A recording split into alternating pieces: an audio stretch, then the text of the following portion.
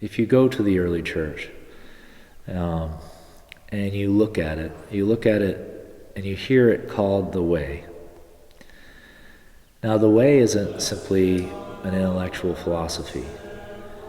The way isn't simply a few practices.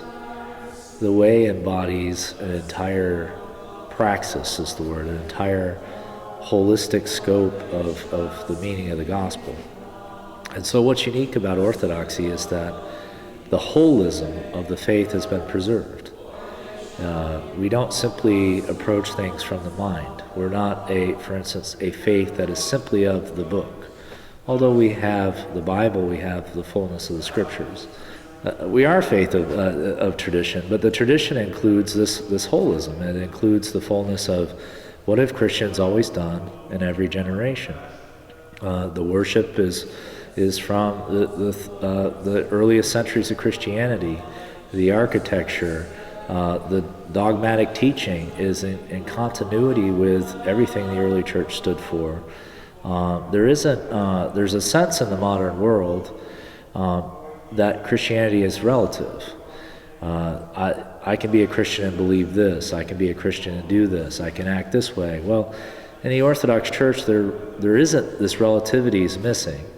The statement would be is to be a Christian, you would do what Christians have always done and been in history, in reality, and then functionally, currently, by the power of the Holy Spirit. If we worship the same God, and we have and it's the same Jesus and the same Holy Spirit guiding the church, then we would understand that it should produce similar results, similar prayers, spirits, and not types of people, but experiences of God.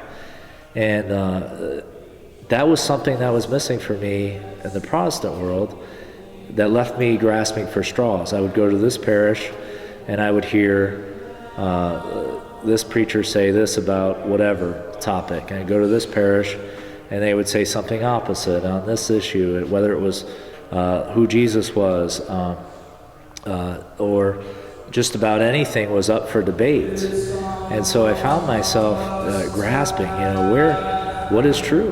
Of course, we would say that Christ is truth, and the truth is a person.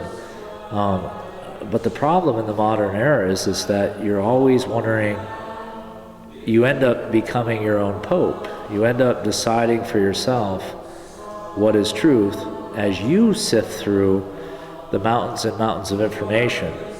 And what I was uncomfortable with was that I had met so many people that had decided their own truths in Christianity. Now, their truth may be manifestly different than every other Christian generation in the world.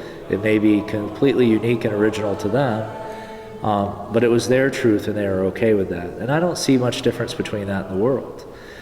I'm Michael Muth, professor of philosophy at Wesleyan College.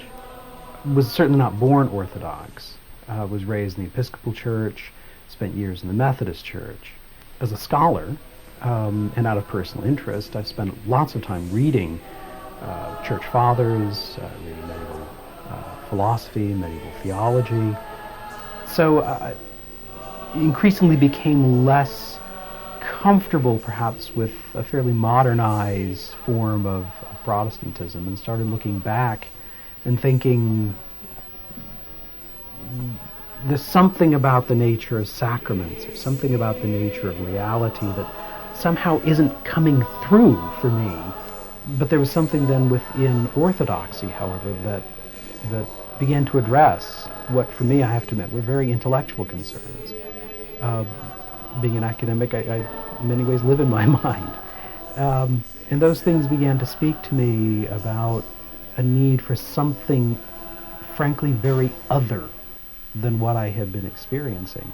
And certainly one of the things you experience in the liturgy and in the Orthodox Church is something other. It's not Southern Protestantism. And that's really what people should come here for, is to find Christ and to have that encounter in their lives.